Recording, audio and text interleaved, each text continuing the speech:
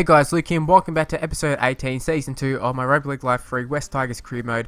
Now, the first game, or the only game of this episode, and you can tell by the length of the episode, is that it's just the one game, and that's going to be the qualifying final one. We're taking on the Penrith Panthers, and whoever wins will get the week off. Whoever loses will end up playing the next week, and should we lose, that'll be in the next episode, so it's not something like along the lines of, oh, we know because you got one game, you've already won. It's not. If I'd lost this game, it would just be the exact same thing.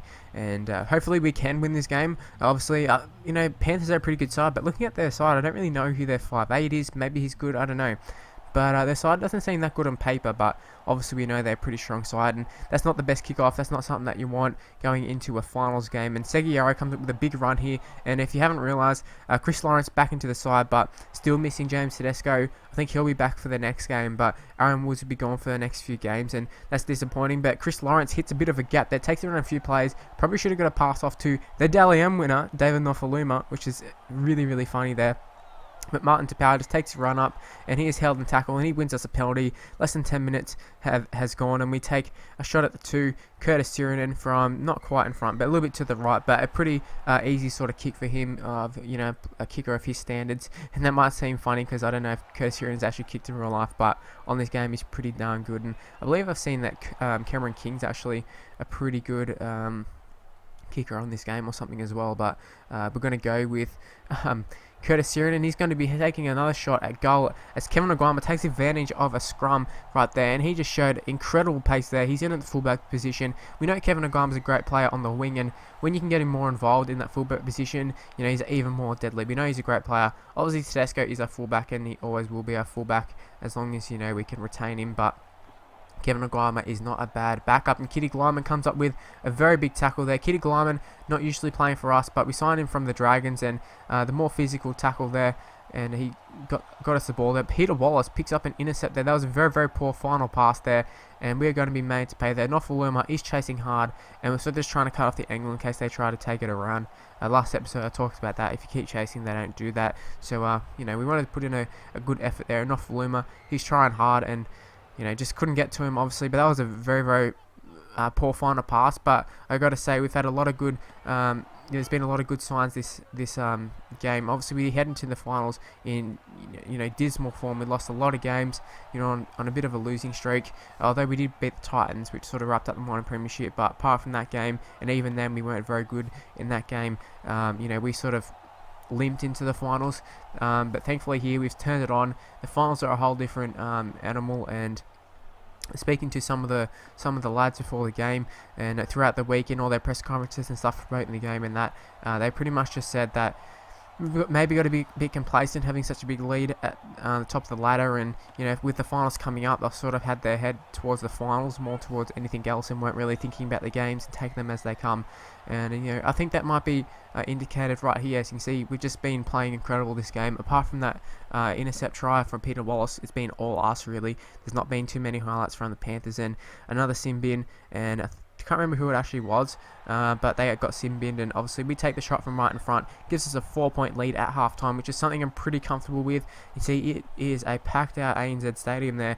The place is chockers. West Tigers haven't played in a huge game like this for a while. Obviously last season we did make the 8 and all that sort of stuff. I think we ended up scraping into the top 4 as well, but we played a lot of away games in the final, so it wasn't really a huge opportunity to do that.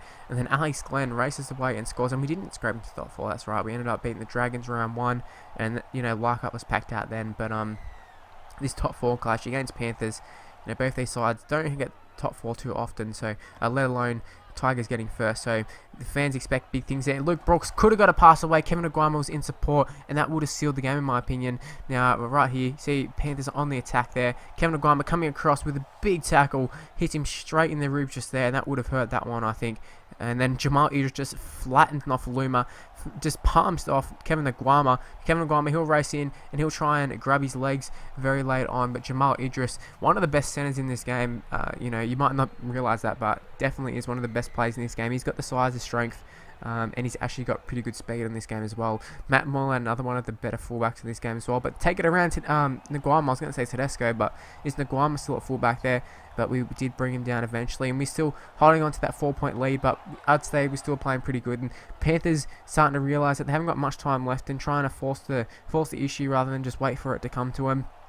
And maybe that's because they think that we're going to be able to hold on. Our defence is renowned to be a pretty good defence most of the time. You see right here, Kitty Glarman has the ball stolen from him, which happens quite often to him, is something that I've noticed. But Curtis Hiernan grabs the ball here and makes a few more metres, and we have a chance to wrap up the game here. Curtis Hiernan putting in a grubber there. And is it a repeat set? No, it's not. Kevin Nguama puts his hand on the ball and scores a try. And that is the sealer, you would think. We got to kick the goal here, put it out to a 22-12 lead. That's a 10-point ball game with less than 10 minutes to go, and I don't see a way to come back from that for the Panthers, just in my opinion. But Cameron King is going to take the tackle here, and you can see there, there's holding on a little bit, but it's going to be followed up by Curtis Hiernan jumping into dummy half there where Cameron King normally is. And Sam Thaiday comes up with a huge run there. Just want to show that Sam Thaiday, what a player he is. Alex Glenn, Sam Thaiday, they've really turned our side around. And just to add the icing on the cake there, Curtis Hiernan kicks a field goal. Didn't really have to, but we decided to just go for it, just for the lulz really.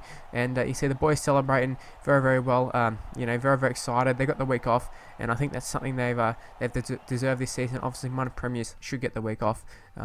And obviously we got the win, so we'll move on to that week off. Let's take a look at the other results. Obviously the Cowboys going down to the Warriors. Now I'm not sure exactly where these teams finished, but the Bulldogs, they lost to the Storm, and I think the Storm, they were on the brink of the 8, so I'd assume the Bulldogs are eliminated. And I think the Warriors maybe, this is the other top 4 game. We have the Dragons taking on the Rabbitohs, where the Dragons defeated the Rabbitohs convincingly because they were in second. So the Rabbitohs will get a second chance there up against the Storm, or I think the Warriors, if I recall correctly, but we'll see that in a second. Obviously a 22-6 victory for the Dragons. That is a big one, and I think they're the biggest threat to us personally. I'm not sure exactly how good they are, but yeah, Nightingale and all that sort of stuff. They got a lot of good players there. So we will be taking a look at some of the other results there. As you can see, we've got pretty tough game coming up next. We are taking on the Storm there, and it's going to be a tough one. Warriors taking on the Dragons. We'll take a look at the other results for the games here. You see Panthers, they lost to the Warriors. Obviously we're taking on the Warriors, I think it was. But yeah, just poor performance by the Panthers, and they're eliminated in straight sets there. And same as the Rabbitohs, both the top 4 sides who lost ended up getting eliminated straight away. So we're taking on the Storm again. So it wasn't the Warriors. We're taking on the Storm, which feels like 50,000th time in these series. But we're out for redemption. They eliminated us last season. We want to eliminate them this season, and hopefully we can get our revenge, a proper revenge. Beat them throughout the season, but yeah, not too great. And we lost the last game we played against them, so it should be interesting. Should be a good one, and that will happen tomorrow. So thank you for watching, guys. If you could leave a like, be very much appreciated. Subscribe to my channel, also very much appreciated. Follow me on Twitter at Mr. Luke and YT. Facebook page in the description below, and I'll see you next time. Bye.